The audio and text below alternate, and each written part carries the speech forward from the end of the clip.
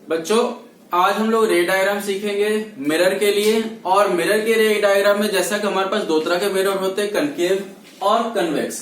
तो concave mirror के अंदर टोटल 6 सिचुएशंस होते हैं, जो मैंने पहले प्लॉट कर रखे हैं। डायग्राम नहीं बनाया है पूरा मैंने रे का, वो डायग्राम मैं तुम लोगों को यहाँ पर समझाऊंगा। और कन्वेक्स के अंदर सिर्फ 2 ही सिचुएशन होते हैं। तो हम लोग देखते हैं कि रे को कैसे, मतलब किस तरह से देखना। तो पहला, अगर ऑब्जेक्ट हमारा इन्फिनिटी पर होगा, तो इन्फिनिटी ऑब्जेक्ट है तो हमारा किस तरह से रे पास करेगी और कहां पर हमारा इमेज बनेगा। तो बच्चे, हमारा जब इन्फिनिटी पर अगर ऑब्जेक्ट है तो रे हमारा मिरर से टकराने के बाद फोकस से पास करेगी, और इधर भी हम बात करें तो ये मिरर से टकराने के बाद फोकस से पास करेगी।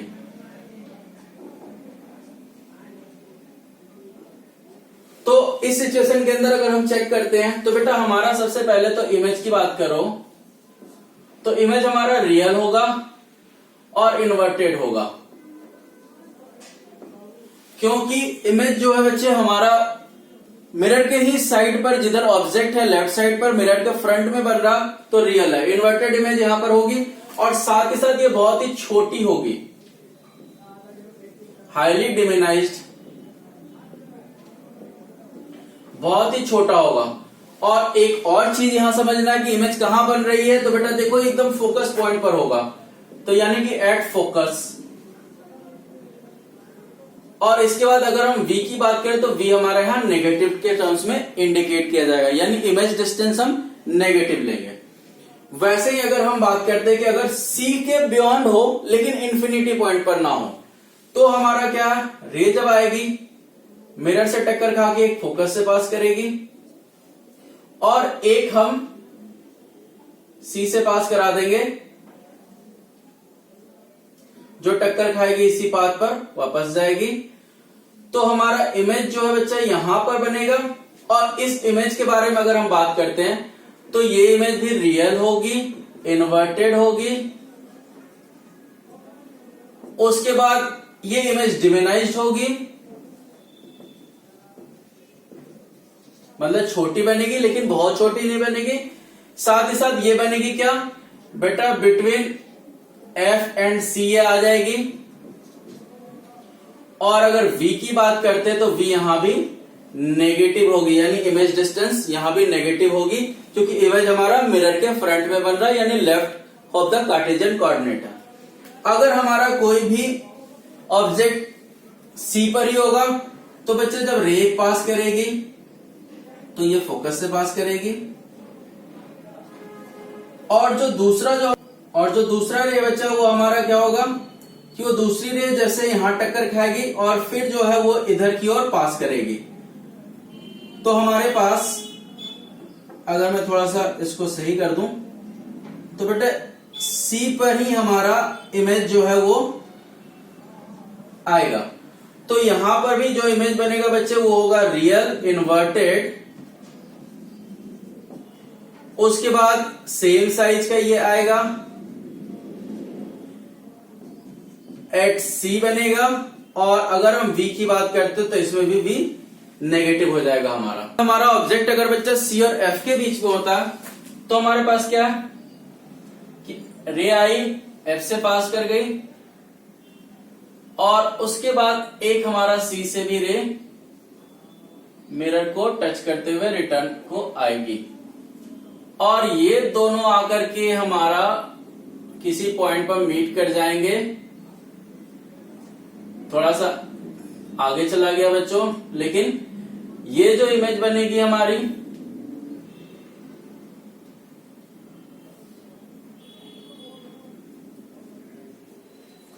ये बनेगी रियल, इन्वर्टेड, और ये बनेगी इनलार्ज्ड। उसके बाद इसमें एक और चीज आएगी बच्चे, ये इमेज कहां बनेगा, बियॉन्ड सी बनेगी, और इसमें v हमारे इसमें भी नेगेटिव होगी। नेक्स्ट केस हमारा बच्चा है कि अगर हमारा ऑब्जेक्ट फोकस पर ही है तो फोकस पर ऑब्जेक्ट होगा तो रे हमारा इस तरह से पास करेगी, और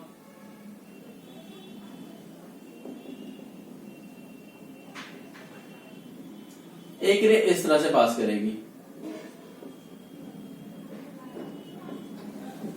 तो इमेज जो हमारा बच्चा इसमें जो है काफी दूर बनेगा, तो इमेज हमारा बनेगा रियल, बट ये इमेज हमारा जो हो जाएगा वो इन्वर्टेड आएगा। ये हाईली इनलार्ज्ड बनेगा,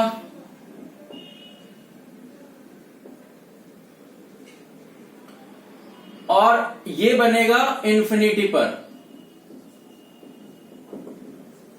साथ ही साथ अगर v की बात करें तो v इसमें भी नेगेटिव होगा।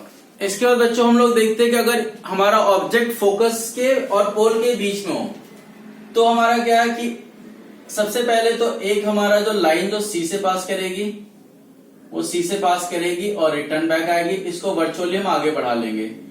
और एक लाइन जो हमारा ये होगा मिरर से टकराएगी और मिरर से टकराने के बाद वो इधर की तरफ आएगी, तो ये लाइन को भी हम वर्चुअली आगे बढ़ाएंगे और ये दोनों लाइन वर्चुअली एक पॉइंट पर मीट करेंगे, तो यहां हमारा इमेज की फॉर्मेशन होगी।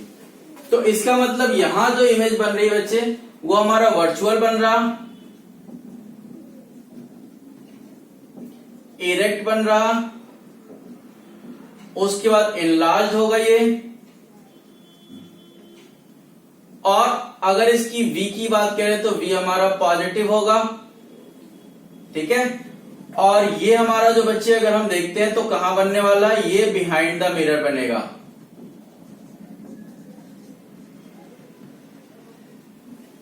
तो ये हमारा कनकेव के अंदर के सारे केसेस है रे डायग्राम के। अब हम कन्वेक्स की बात करें तो हमारे पास दो ही पोजीशन है। इन्फिनिटी पर अगर हमारा ऑब्जेक्ट है तो बच्चे इन्फिनिटी पर ऑब्जेक्ट है तो रे आएगी यू डाइवर्ज करेगी, रे आएगी यू डाइवर्ज करेगी।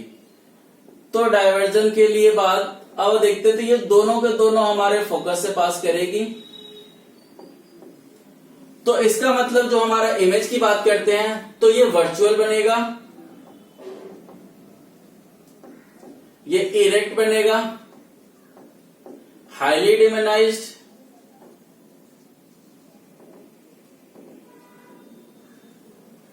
उसके बाद ये बेटा एफ बनेगा। और अगर इसकी v की बात करें तो ये इमेज डिस्टेंस नेगेटिव में लेंगे इसमें। अगर हमारा इन्फिनिटी और पोल के बीच में है तो हमारा क्या है बच्चे, लाइन आई डाइवर्ज कर गई और यह इमेजिनरी तरीके से फोकस से पास हो गई। तो बच्चे हमारा क्या होगा कि एक लाइन जो है हमारा यहां आएगी और यहीं से रिफ्लेक्ट करेगी और ये इमेजिनरी तरीके से हम इसको सी तक लेकर आएंगे। तो ये जो पॉइंट हमारा बना ये इमेज का बनेगा। तो इमेज यहां फिर से वर्चुअल है, इरेक्ट है, डिमेनाइज्ड है,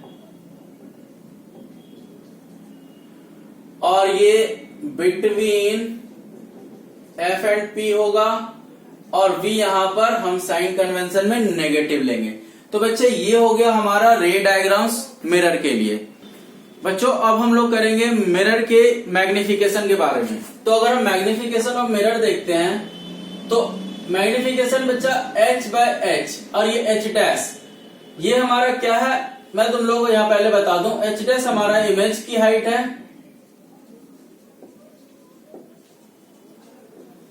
और h हमारा ऑब्जेक्ट की हाइट है। बेटा मैग्निफिकेशन हम लोग -v/u से भी निकाल सकते हैं, मतलब कि ऑब्जेक्ट और इमेज के डिस्टेंस के बेसिस पर भी निकाल सकते हैं, image distance by object distance से। तो बच्चे ये हमारा मिरर से रिलेटेड जो इंपॉर्टेंट है वो आपका हो गया। अब हमारे पास जो नेक्स्ट इंपॉर्टेंट आती है वो आ जाती है बच्चे रिफ्रैक्शन, क्योंकि हमने अभी जो देखा था रिफ्लेक्शन देखा था मिरर, अब रिफ्रैक्शन की बात आती है। तो रिफ्रैक्शन क्या है, रिफ्रैक्शन का मतलब होता है बच्चा जब भी लाइट किसी मीडियम से पास करे और मीडियम से रिफ्लेक्ट हो तो रही है थोड़ी बहुत, लेकिन मीडियम में गो थ्रू ज्यादा कर रही है, तो वो गो थ्रू के टर्म्स के टाइम पर वो हल्की बेंड करेगी, वो बेंड करेगी। और बेंड किस तरह से करती है वो हम सीखेंगे। तो उस बेंट को ही रिफ्रैक्शन बोला जाता है। जैसे बच्चा मान लो कि हमारे पास कोई ग्लास की स्लैब है और इस ग्लास स्लैब में हमारे पास एक लाइट इधर से आई है, इंसिडेंट रे है ये हमारी। नॉर्मल तरीके से बात करें बच्चे तो ये बिल्कुल स्ट्रेट निकलनी चाहिए इस ग्लास से, कुछ यूं। लेकिन होता क्या है, जब हमारा लाइट कभी भी लाइटर मीडियम से डेंसर मीडियम में आता है तो जहां पर इंसिडेंट पॉइंट है, अगर हम वहां से नॉर्मल ड्रॉ कर लें, बढ़िया से नॉर्मल ड्रॉ कर ले अगर हम, तो जो लाइट जब मीडियम के अंदर एंटर करेगी तो बेटा वो नॉर्मल की तरफ थोड़ी आएगी। अब इस पॉइंट पर अगर ये लाइट बाहर निकलनी है तो लाइट अगर देखा जाए तो नॉर्मल बाहर अगर निकलती तो इस तरह से इसको बाहर आना चाहिए था, लेकिन फिर हम यहां से एक नॉर्मल ड्रॉ कर लेते हैं। तो जब बाहर निकलती है तो लाइट नॉर्मल से दूर भागती है। तो यहां पर रिफ्रैक्शन दो जगहों पर हो रही है। हम इसको मीडियम 1 ले लें और इसको ले लें मीडियम 2, और फिर से ये मीडियम 1 में आ रही है। तो बच्चे यहां पर एक एंगल है जिसको इंसिडेंट एंगल कहेंगे, यहां पर एक एंगल है जिसको रिफ्रैक्टेड एंगल कहेंगे। सेम अगर इसमें बात करें तो बेटा ये एंगल हमारा इंसिडेंट एंगल होगा और ये एंगल जो हमारा होगा ये रिफ्रैक्टेड एंगल होगा। ऐसी सिचुएशन में क्या है, चाहे यहां लो चाहे यहां लो, दोनों केस के लिए बात होती है बेटा कि जो हमारा इंसिडेंट रे, रिफ्रैक्टेड रे and normal lie on a same plane, पहली चीज। और दूसरी चीज है बच्चे कि sine of incident angle upon sine of refracted angle is a constant.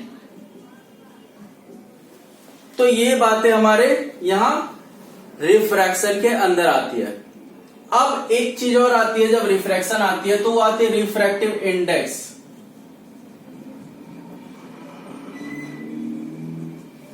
Refractive index को यूजुअली म्यू से रिप्रेजेंट करते हैं, सिंबॉलिक फॉर्म किसी तरह और तरीके से दे सकते हैं।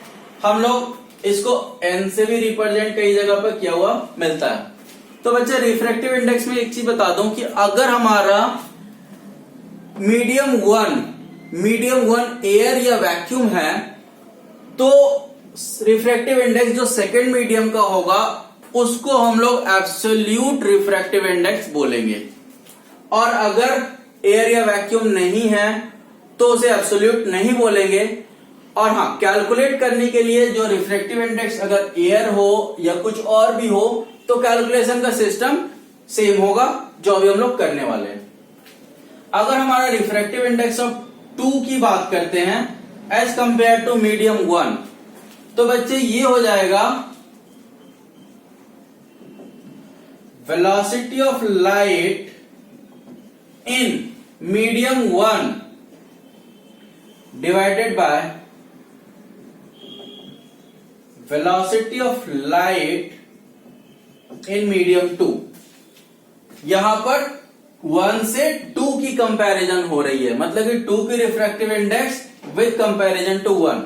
और अगर यहां पर पॉइंट बाहर आ रहा है, जब हमारा लाइट बाहर आ रहा तो 1 की विद रिस्पेक्ट टू 2 निकालेंगे तो बेटा हो जाएगा हमारा velocity of light in second medium divided by velocity of light in first medium. तो ये रिफ्रैक्टिव इंडेक्स निकालने का हमारा सिंपल सा फंडा होता है।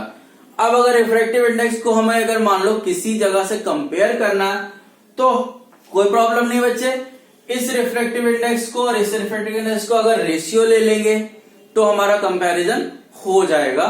जो चीजें कॉमन होंगे वो कट के खत्म, बचा हुआ चीज कंपैरिजन में दे देगी कि क्या बच रहा और क्या खत्म हो गया।